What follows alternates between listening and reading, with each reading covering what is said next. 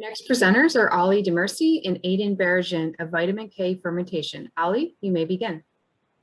Good morning again. I'm Ali Demirci. It is my pleasure to talk about our invention on vitamin K production, and we call our company now Vitamin K Company.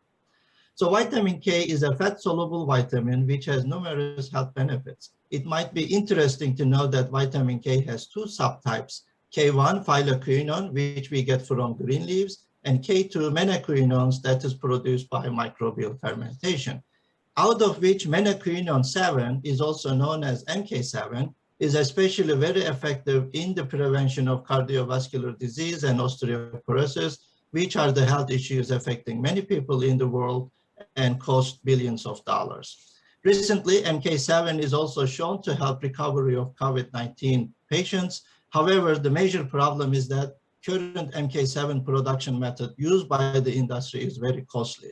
The price of 1 kilogram of MK7 is $3.5 million. The reason for that is that producer microorganisms likes to form biofilm on the surfaces. Therefore, tray systems are used to grow them, which makes it not only difficult to control fermentation parameters, but also not able to scale up for large levels of production. Therefore, the million-dollar question is how to produce large quantities of MK7 economically. In our lab, we developed a biofilm reactor system called biofilm reactor using special solid support to address MK7 production problem. These supports are a mixture of plastic and microbial nutrients. We tie them on the rotating agitator in a grid-like fashion like this. During fermentation, biofilm is formed on these supports while we are still able to agitate the reactors. Just to summarize the outcome, this is how much MK7 produced during static fermentation like in trays, but it is not scalable and controllable as I mentioned earlier. When we agitate the system, the production drops to very low level like this.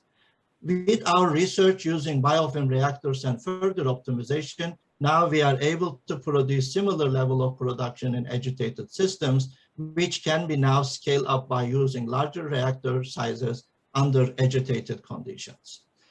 We have filed PCT application for our invention, and now we are working with the largest MK7 manufacturer in the world. Hopefully, we will be transferring this technology to the industry to produce MK7 at an affordable price for the patients. Thank you for your attention. Dr. Barajan and I will be happy to answer any question you might have.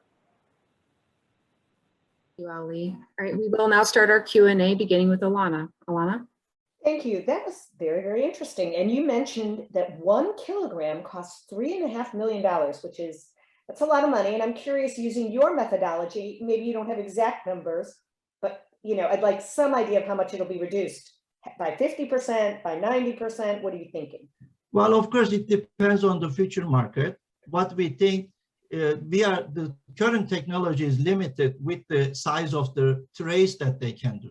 The tray cannot be as big as a football stadium. It is limited with the size, and also fermentation cannot be controlled on the trays like aeration and pH and etc. So in our systems, sky is the limit. We can make bigger reactors, like the largest reactors I've seen, 3 million liters.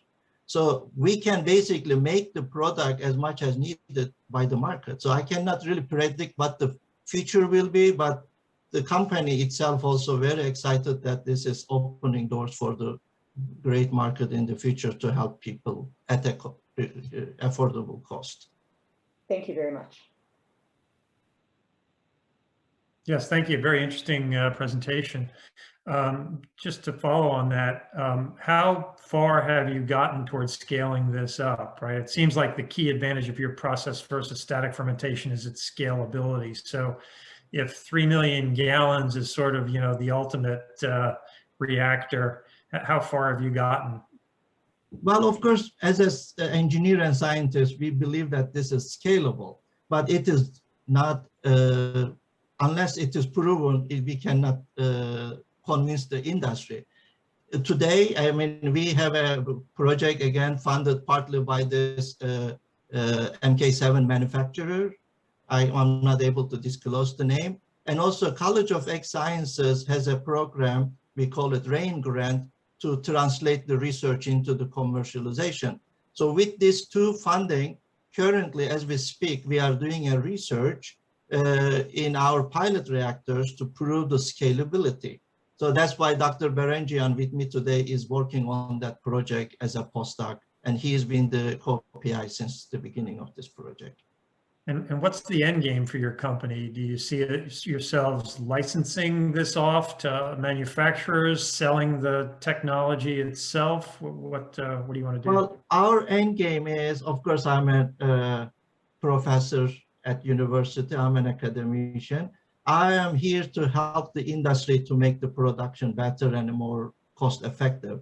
So hopefully, once we get our IP is approved, so we are going to provide the licensing to this company or maybe other companies in the industry to utilize this technology. Okay, thank you. Alice? Thanks, Ali. So we talked a little bit about cost, but besides cost, what are the other benefits of using your system? Well, I'm gonna say that it is more importantly, the current technology is of course static and not scalable to large volumes. It's gonna make the production large volume.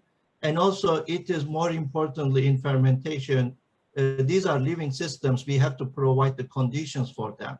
And in this agitated system, since reactor is more homogeneous when you agitate it, makes it more controllable. We can control those parameters to the finest point that there won't be any fluctuations in the production as opposed to other static systems. So if you produce this much, always you'll be producing this much because it will eliminate a lot of fluctuations in the production line.